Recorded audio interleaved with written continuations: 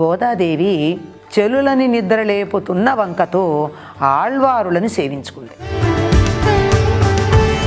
మానవులలో ఎన్ని రకాలైనటువంటి వారు ఉంటారో సాధకుల్లో కూడా అన్ని రకాల వారు, అన్ని పద్ధతులు ఉంటాయి. అంటే భగవంతుణ్ణి మనం చేరుకోవాలి అంటే ఆయన్ని ఆశ్రయించాలి.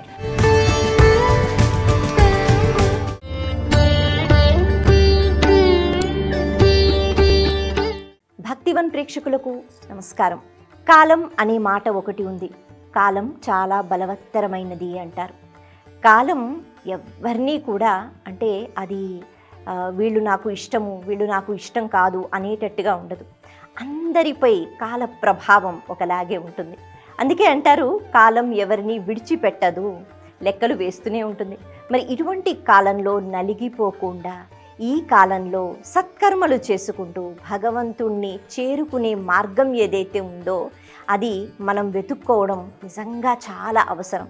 మరి అటువంటి మార్గాన్ని మనకి చూపిస్తూ తిరుప్పావై అంటూ ఆ మార్గంలో నడుస్తూ 30 పాసురాలతో భగవంతుణ్ణి చేరుకుంది గోదాదేవి. అటువంటి తిరుప్పావైలో ఈరోజు 15వ పాసురం గురించి తెలుసుకుందాం. ఎల్లే ఇళంకిళియే இன்னமுறங்குதியோ சில்லென்னழையேன்மின் நங்கை மீர் போதருகின்றேன் வல்லை உன் கட்டுரைகுள் பண்டேயுன் வாயருதும் வல்லீர்கள் நீங்களே நானேதானாயிடுக ஒல்லை நீ போதாய் உனக்கென்ன வேறுடையை எல்லாரும் போந்தாரோ போந்தார் போந்தெண்ணிக்கொள் வல்லானை கொன்னானை மாத்தாரை மாத்தழிக்க வல்லானை మాయనై పాడేలోరెంబావాయ్.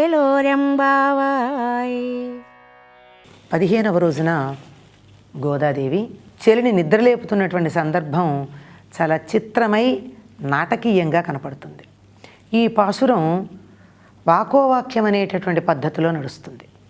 అంటే ఎవరన్నారు, ఎవరు సమాధానం చెప్పారు అన్న పేర్లు ఉండవు. కానీ మొదటి వాక్యం ఒకళ్ళంటే రెండో వాక్యం అవతల వాళ్ళు సమాధానం చెప్తూ వాదన రూపంలో జరుగుతుంది.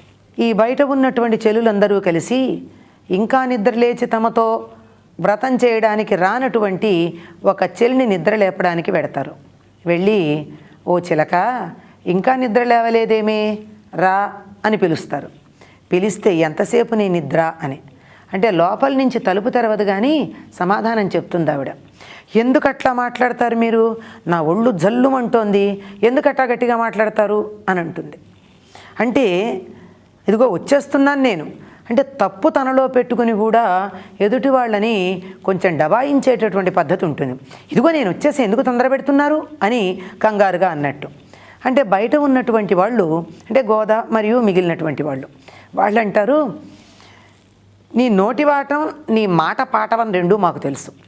అంటే మాటలు చమత్కారంగాను మాట్లాడుతుంది, అవసరమైతే చురుగ్గా బాణాల్లాగాను కూడా వేస్తూ ఉంటుంది. ఇది మాకు బాగా తెలుసులే అంటే తెలుసుకుంటే తెలుసుకున్నారులే, ఏం తెలుసు, అయితే అయ్యింది, నేను అలాంటి మాట పాటవం కలిగిన దాన్ని, అయితే మాత్రం ఏమిటి అని అంటుందిట. అయితే పోనీలే మరి గొప్పదాన్ని అంటున్నావు కదా, నీ గొప్పతనం ఏమిటి, నీ గొప్పతనం ఏమిటో మాకు చెప్పు అంటే అక్కడ సమాధానం చెప్పదు. అందరూ వచ్చారా, ఇంకా ఎవరైనా రావాలా అని అడుగుతుంది. అంటే వీళ్ళంటారు లెక్క పెట్టుకో అందరం వచ్చాం అంటే బయటకు వస్తే కదా తన తలుపు తీసి మంచం మించి లేవాలి, తలుపు తెరవాలి, బయటికి రావాలి, అప్పుడు కదా అందరూ వచ్చింది లేనిది చూసేది. లెక్క చూసుకో మేము వచ్చామో లేదో అని. లేమ్మా తొందరగా లేచిరా, లెక్క పెట్టుకో. మత్తగజాల యొక్క మదాన్ని అణచినటువంటి కృష్ణుణ్ణి కీర్తించటానికి మాతో పాటు నువ్వు కూడా కలిసిరా, అప్పుడు కదా లోకానికి శుభం కలుగుతుంది మనం చేసే ఈ వ్రతం వల్ల అని గోదాదేవి చెప్తుంది. అంటే లోపల ఉన్నటువంటి గోపిక లేక చెలి, యువతల నిద్ర లేపడానికి వెళ్ళినటువంటి గోదా, ఇతర చెలులు, వీరి మధ్య జరిగినటువంటి సంవాదం ఇది. అంటే లోకంలో మనకి ఇటువంటి సాధకులు కూడా కనపడతారు. మానవులలో ఎన్ని రకాలైనటువంటి వారు ఉంటారో సాధకుల్లో కూడా అన్ని రకాల వారు, అన్ని పద్ధతులు ఉంటాయి. అందులోది ఏమిటి అంటే తమలో దోషం పెట్టుకుని కూడా అవతల వాళ్లతో దోషం తమది కాదన్నట్టుగా ఎదుటివారిలో దోషాన్ని వెతుకుతూ పట్టుబడిపోయిన తర్వాత మాట మారుస్తూ ఉంటారు. నీ గొప్పతనం ఏమిటి అని అడిగితే మీరందరూ వచ్చారా అంటుంది. అంటే తన గొప్పతనం ఏమిటో చెప్పలా. నిజానికి వీరి మాటలకి సమాధానం చెప్తోంది అంటే లేచే ఉంది. నిద్ర మేలుకుని ఉండి కూడా వెంటనే తలుపు తీయచ్చు కదా, తలుపు తీయలా. అంటే నిద్ర మేలుకునుంది కానీ వీరితో రావడానికి సిద్ధంగా లేదు. వీరితో రావడానికి తనని తాను సిద్ధం చేసుకోవడం కోసం ఇలాంటి మాటలతో కాలక్షేపం చేస్తుంది. ఇటువంటి వాళ్ళు మనకి అన్ని సందర్భాల్లోనూ కనపడుతూనే ఉంటారు. ఇదిగో వస్తున్నా, అయిపోయింది, మీరు సిద్ధంగా ఉన్నారా అంటూ ఉంటారు. వీళ్ళు ఇప్పుడు తయారవడం మొదలెడతారు. అటువంటి గోపికని ఇక్కడ మనకి ఈ పాసురంలో చూపించడం జరుగుతూ ఉంది.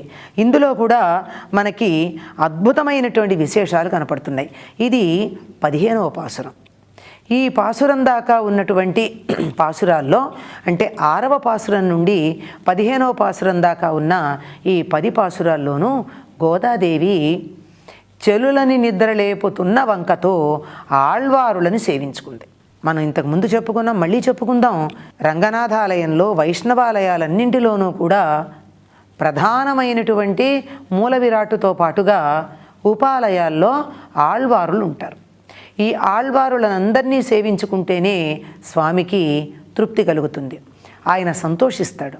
దాసదాసాను దాసులను అని చెప్పుకున్నటువంటి వారికి ఉండేటటువంటి భగవద్ అనుగ్రహం భగవంతుడి దాసుడను అంటే మనకి కనిపించదు. అలాంటి దాసులకి దాస్యం చేయడం అనే పద్ధతి విలక్షణమైన రీతిలో మనకి గోదాదేవి పాసురాల్లో కనపడుతుంది. ఇప్పటి వరకు మనకు కనపడేటటువంటి అన్ని దేవతాస్తుతుల్లోనూ భక్తులందరూ చేసినటువంటి స్థుతులన్నింటిలోనూ ఎవరిని కీర్తిస్తూ ఉంటారు? దైవాన్ని కీర్తిస్తారు, భగవంతుని కీర్తిస్తారు. కృష్ణుణ్ణో రాముణ్ణో కీర్తించటం ఉంది, లేదు ఇంకా ఏ దైవాన్నైనా సరే. కానీ ఇప్పటి వరకు ఎక్కడా కూడా భగవంతుణ్ణి కీర్తిద్దాం రా అని చెప్తూ ఎవరిని కీర్తించింది గోదాదేవి?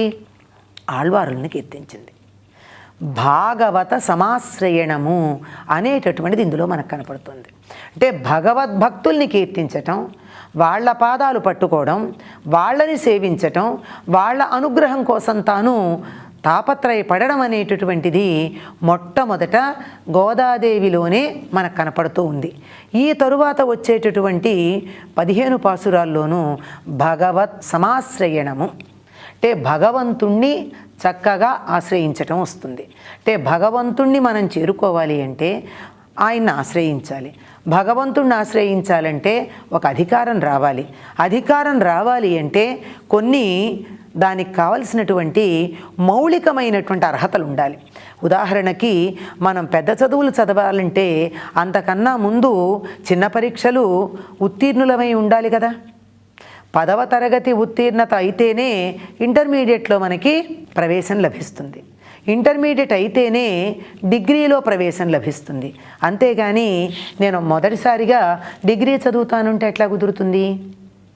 ఈ 10వ తరగతి దాకా ఉండేటటువంటి అంటే 10వ తరగతిని కాదు, ఏదైనా సరే 1వ తరగతి నుంచి ఒక్కొక్క తరగతిని ఉత్తీర్ణత పొందుతూ ముందుకు రావడం ఉందే. 10 అనే సంఖ్య ఎందుకు చెప్తున్నామంటే 10 మంది ఆళ్వార్ల గురించి చెప్పాం కనుక. వ్రత నియమాలు మొదటి 5 పాసురాల్లోనూ చెప్పి ఆ తరువాత తమలో పెంపొందించుకోవాల్సిన లక్షణాలు మొట్టమొదట శ్రవణం, మననం మొదలైనటువంటివి ఏవైతే ఉన్నాయో ఆ లక్షణాలన్నింటినీ కూడా తనలో పెంపొందించుకోవడానికి ఒక్కొక్క ఆళ్వారుని ఆశ్రయం చేసుకుని వారిని కీర్తిస్తూ ఈ లక్షణాలు తాను తనతో పాటుగా ఉన్న చెలులు పెంపొందించుకోవడం జరిగింది కనుక భగవంతుణ్ణి ఆశ్రయించటానికి తగినటువంటి అర్హత గోదాదేవికి చెలులకి లభ్యమైంది. శమదమాదులు, దంభము, అహంకారము, మమకారము, అవిద్య మొదలైనటువంటి వాటన్నిటినీ ఒక్కొక్క దాన్ని అధిగమించి భగవంతుని సేవించుకోవడానికి కావలసిన అర్హత లభ్యమైంది.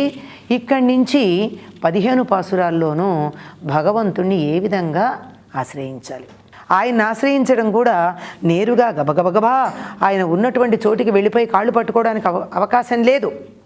ఒక్కొక్క మెట్టు దాటుతూ ఒక్కొక్క అడుగు ముందుకు వేస్తూ ఒక్కొక్క సాధనా మార్గంలో ఎలా ముందుకు సాగాలో తరువాతి పాసురాల్లో కనపడుతోంది.